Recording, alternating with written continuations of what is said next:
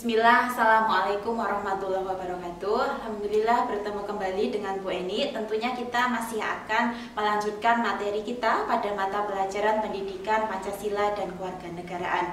Alhamdulillah rangkaian kegiatan belajar mengajar secara daring di semester yang pertama sudah kita lalui. Bu Eni harapkan kalian sudah mendapatkan nilai yang maksimal sesuai dengan jerih payah dan usaha dari kalian masing-masing.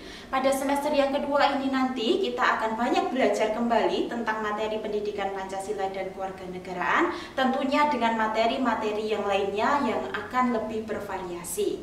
Untuk materi PPKN di semester yang kedua ini nanti kita akan belajar tentang ancaman terhadap integrasi nasional dalam bidang Ipolek, Sosbud, dan Hankam. Untuk lebih jelasnya mari kita simak pada pemaparan video berikut ini. Yang kelima nanti kita akan belajar tentang ancaman terhadap kedudukan Negara Kesatuan Republik Indonesia. Untuk ancaman terhadap kedudukan NKRI nanti akan dibedakan menjadi dua, yaitu ancaman militer dan ancaman non-militer. Untuk ancaman militer merupakan ancaman yang menggunakan kekuatan bersenjata. Kemudian untuk ancaman non-militer merupakan ancaman yang tidak menggunakan kekuatan bersenjata.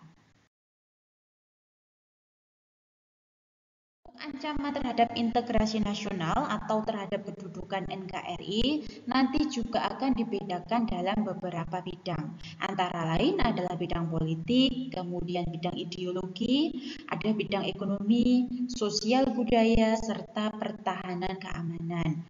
Berikut ini nanti akan disajikan beberapa contoh ancaman dalam berbagai bidang terhadap kedudukan Negara Kesatuan Republik Indonesia. Ancaman dalam bidang ideologi. Ancaman dalam bidang ideologi contohnya adalah dengan munculnya paham komunisme serta paham liberalisme yang nantinya dapat merongrong kedudukan ideologi Pancasila yang ada di Indonesia. Ancaman dalam bidang politik contohnya adalah munculnya gerakan separatis, kemudian penggunaan kekuatan untuk menumbangkan pemerintah yang berkuasa, dan yang ketiga adalah menggalang kekuatan politik untuk melemahkan kekuasaan pemerintah. Ekonomi yang merupakan pengaruh negatif dari globalisasi ekonomi, antara lain adalah membanjirnya barang-barang dari luar negeri, kemudian timbulnya kesenjangan sosial yang tajam akibat persaingan bebas, dan yang ketiga adalah sektor-sektor yang diberikan subsidi nantinya akan semakin berkurang. Adalah ancaman di bidang sosial budaya. Beberapa contoh ancaman dalam bidang sosial budaya adalah dengan munculnya gaya hidup konsumtif, kemudian munculnya sifat hedonisme, adanya sikap individualisme, serta munculnya gejala westernisasi atau meniru gaya kebarat-baratan. Contoh ancaman dalam bidang pertahanan keamanan. Yang pertama adalah agresi militer.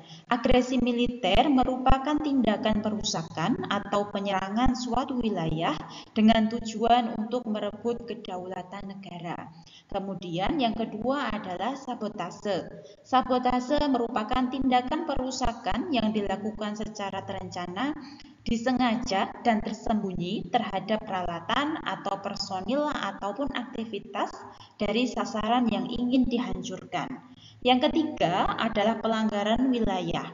Pelanggaran wilayah merupakan ataupun memasuki wilayah tanpa izin baik oleh pesawat terbang atau kapal-kapal yang masuk dalam wilayah perairan suatu negara.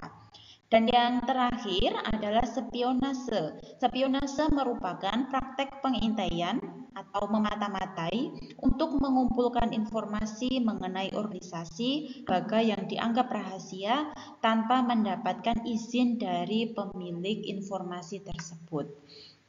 Demikian tadi merupakan beberapa contoh ancaman dalam integrasi nasional. Demikian tadi pemaparan materi yang dapat Bu Eni sampaikan. Sampai jumpa pada video berikutnya. Barakallahu fikum. Assalamualaikum warahmatullahi wabarakatuh.